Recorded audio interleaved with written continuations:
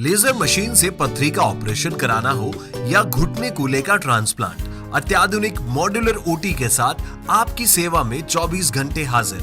सेहत का सच्चा साथी डू किया हॉस्पिटल, गणपति नगर, मंडावा रोड, झुंझुनू। सर्जरी मतलब रविंद्र हॉस्पिटल झुंझुनू। जी हाँ, 20,000 से अधिक सफल ऑपरेशन कर चुके हैं डॉक्टर वीरेंद्र सिंह। दूरबीन द्वारा वयस्क एवं बच्चों के सभी तरह के ऑपरेशन, विभिन्न सरकारी योजनाओं में भी इलाज की सुविधा। रविंद्र हॉस्पिटल रेलवे स्टेशन के पास, सीकर रोड, झुंझुनू। झुंझुनू में पनपी अधिकारी, राजनेता और भूमाफिया तीनों प्रकार के लोगों की गैंग। एडवोकेट यशवर्धन सिंह ने आरोप लगाते हुए कहा, कल को यह गैंग मुख्यमंत्री के बंगले का भी कर सकती है बेजान। शहर के वार्ड नंबर 17 रोड नंबर 3 की कीमती जमीन पर वर्षों से बसे हुए लोगों ने आज एडवोकेट यशवर्धन सिंह शेखावत के नेतृत्व में एक निजी होटल में प्रेस वार्ता का आयोजन कर बड़े आरोप लगाए हैं, जिसमें यह भी दावा किया गया है कि इस जमीन के पीछे प्रशासनिक, राजनीतिक और भूमाफिया तीनों प्रकार के लोग मिलकर गैंग के रूप में पूरी कार्यवाही को अंजाम दे रहे हैं। यशवर्धन सिंह शेखावत ने कहा कि 60 साल पुरानी रजिस्ट्री को यह कहकर खारिज कर दिया गया कि हमारे पास इसका रिकॉर्ड नहीं है। यह कमी इन लोगों की नहीं है, यह सरकारी महकमे की कमी है। एक व्यक्ति से शुरू हुआ यह मामला इस क्षेत्र में बड़े भूभाग पर बसे हुए लोगों की जमीन पर दावा कर दिया गया है। एडवोकेट यशवर्धन सिंह ने कहा, जिस प्रकार से वर्तमान मुख्यमंत्री के राज में भूमाफिया काम कर रहे हैं, हो सकता है कि झुंझुनू जिला कलेक्ट्रेट की जमीन पर भी सवाल उठ जाए और मुख्यमंत्री का सिविल लाइन में जो बंगला है उसकी भी सुरक्षा बढ़ा दो। हो सकता है इसी प्रकार चलता रहा तो आपका बंगला भी सुरक्षित नहीं है। वहीं उनका कहना था कि जमीन के पट्टे जिस अधिकारी ने जारी किए हैं उसी ने खारिज कर दिए और वह भी ऐसा व्यक्ति जो खुद जेल गया हुआ है, उसको भी झुंझुनू में फील्ड पोस्टिंग दे दी गई है। वहीं इस मामले को लेकर उच्च स्तर पर यह परिवादी सुनवाई के लिए दरखास्त लगा रहे हैं, लेकिन राजनीतिक अप्रोच के चलते वहां के अधिकारियों को सुनवाई नहीं करने के लिए कहा जा रहा है। देखिए और क्या आया इस मामले में सामने। वार्ड नंबर 17 में 60 साल पुराने पट्टे को जिस तरीके से बिना उन रहवासियों के जो पिछले 50 साल से वहाँ रह रहे हैं उनको बिना इन्फॉर्म किए हुए और पुरानी 60 साल पुरानी एक रजिस्ट्री कैंसिल कर दी, इस विषय पर ये पूरी प्रेस कॉन्फ्रेंस है। इस पूरे मामले में मैं एक बात बड़े तौर पे कहना चाह रहा हूँ कि झुंझुनू शहर के जो निवासी हैं वो सावधान हो जाएं।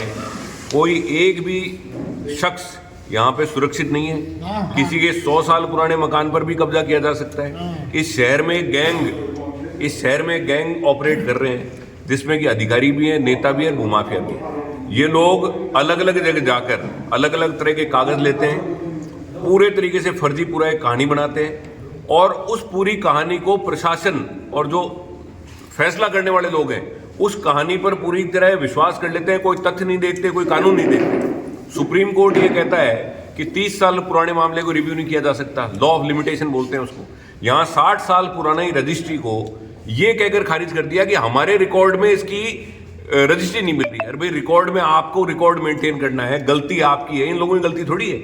आपने 60 साल पुरानी रजिस्ट्री खारिज कर दी। पहले 2 महीने पहले खबर ये आई कि साहब एक व्यक्ति का 750 गज का प्लॉट है, उसकी रजिस्ट्री खारिज की। धीरे धीरे पता लगा कि ये जितने भी उस पूरे खसरे में 3 बीघा में जो लोग हैं उन सबकी कर दी। अच्छा, जो वादी है वो जाता है कि साहब मेरी 2 बीघा जमीन का मामला है और फैसला कर देते हैं 3 बीघा जमीन का। जिसका फैसला मांगा ही नहीं उसका भी फैसला कर दिया। तो ये जिस तरीके से ऑपरेट कर रहे हैं, और मैं ये कहता हूं कि जो हमारे जो फैसले करने वाले लोग हैं, मैं मुख्यमंत्री भजन लाल जी को आगाह करना चाह रहा हूं कि ये कीमती जमीनों के ऊपर ये सारा मामला हो रहा है। ये कलेक्ट्री जमीन पे बनी है, ये बहुत कीमती हो गई है। कल को ये नहीं हो जाए कि कहीं कोई अधिकारी आए और ये देखे कि साहब इस कलेक्ट्री के पुराने मालिक कौन है, बिसाऊ ठाकर साहब हैं, नवलगढ़ ठाकर साहब हैं, कौन है, ये कलेक्ट्री की जमीन उनको दे दे कोई ऑन पड़े दामों में। इनका कोई भरोसा नहीं रहा है। और आप अपनी 8 नंबर जो सिविल लाइंस में आपका जो बंगला है उसकी भी सुरक्षा बढ़ा दो। जिस तरीके से भूमाफिया आपके राज में इस तरह के काम कर रहे हैं, आपका खुद का बंगला भी सुरक्षित नहीं है। आप बताइए, ये जो पूरा जो प्रकरण है इसमें 60 साल पहले कोई एक महाजन साहब उन्होंने जमीन किसी को बेची, आज उसकी रजिस्ट्री की कॉपी प्रशासन को अपने रिकॉर्ड में नहीं मिल रही। तो क्या गलती इन लोगों की है? इन लोगों की कोई गलती नहीं है उसमें। नगर परिषद ने पट्टे दे दिए और जिस अधिकारी ने पट्टे दिए वो खुद के पट्टे खुद ही निरस्त कर रही है, और वो भी जेल गए हुए अधिकारी उनको फील्ड पोस्टिंग दे रहे हो आप। उनका मेन प्रयोजन है कि हम किस तरह की जमीनों पर कब्जा करें।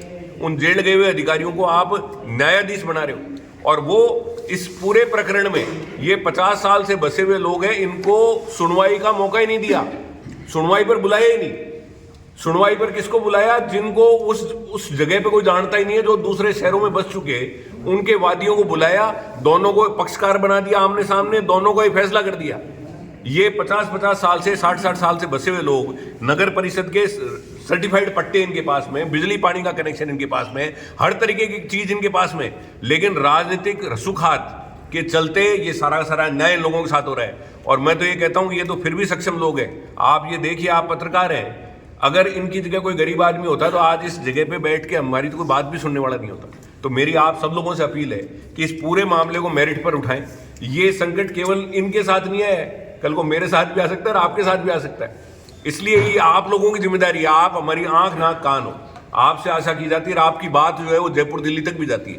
तो आप सब लोगों से गुजारिश है कि इस पूरे मुद्दे को बहुत सहानुभूतिपूर्ण तरीके से देखें। और ये जो गैंग जो चल रही है यहाँ पे, भूमाफियाओं की, अफसरों की, नेताओं की, भाई आप कोई सांसद का चुनाव लड़ ले, विधायक का चुनाव लड़ ले तो क्या हो गया? उसको तो जनता का प्रतिनिधि बनना चाहिए। आज वो लोगों की जमीनें कब्जे करने के लिए काम करें तो ये उचित नहीं है। और मैं फिर भजन लाल जी को कह रहा हूं कि आपकी सरकार का इकबाल खत्म हो चुका है। आपकी सरकार में रहते हुए जेल गए हुए अधिकारी इस तरह के काम कर रहे हैं। अभी जो वर्तमान में जिनको आपने यहाँ जिलाधीश बना रखा है वो इस तरह के काम कर रहे हैं, तो आप इस बात का संज्ञान लेवें, वरना पूरी की पूरी सरकार बदनाम हो जाएगी, जनता सारी सड़कों पर आएगी। काम तो है, लीगल काम है, हम तो हमेशा ही कानून के दायरे में काम करते हैं। लेकिन आज स्थिति ये हो चुकी है, वाया मीडिया में बता रहा हूं आपको, कि जो ऊपर सुनवाई करने वाली अधिकारी हैं उनको फोन करके राजनीतिक तरीके से कहा जा रहा है कि आप इसकी सुनवाई मत करो, वरना इनको स्टे मिल जाएगा। और अभी जिस जगह की जमीन की बात कर रहे हैं वहां पे आसपास लोग घूम रहे हैं गाड़ियां लेके, और वहां पे स्थिति ये है कि प्राइवेट और सरकारी दोनों मशीनरी काम में लेके, और इन लोगों के पास संदेश ये दिया जा रहा है कि या तो आप जमीन खाली कर दो वरना हम जबरदस्ती इस पर कब्जा करेंगे। तो इस जबरदस्ती जमीन पर कब्जा, इनके पास अधिकार है ऊपर अपील करने का, ऊपर अपील कर दी तो अधिकारी कुर्सी पर नहीं बैठ रहे। तो आप बताओ कि ऐसे जो संभ्रांत लोग हैं जिनकी पूरे शहर में प्रतिष्ठा है, उनके साथ अगर ऐसा हो रहा है, आज बताओ आप, हमारे सैकड़ों लाखों अप्रवासी, कोई कलकत्ता रह रहा है, कोई बंबई रह रहा है, आज जब उनको ये बात पता लगेगी तो उनमें कितना वो होगा, असुरक्षा का भाव आएगा कि ये लोग तो अपनी जमीन पे रहते हुए अपनी जमीन नहीं बचा पा रहे।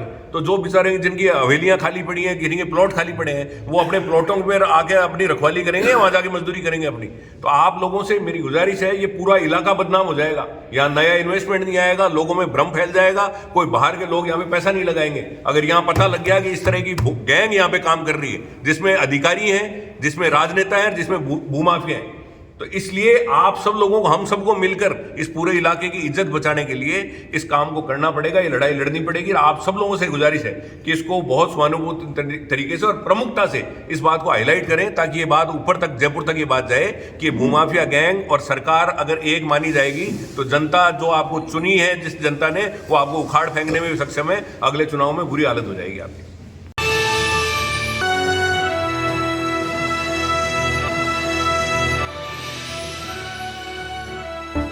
शेखावाटी लाइव, धड़कन शेखावाटी की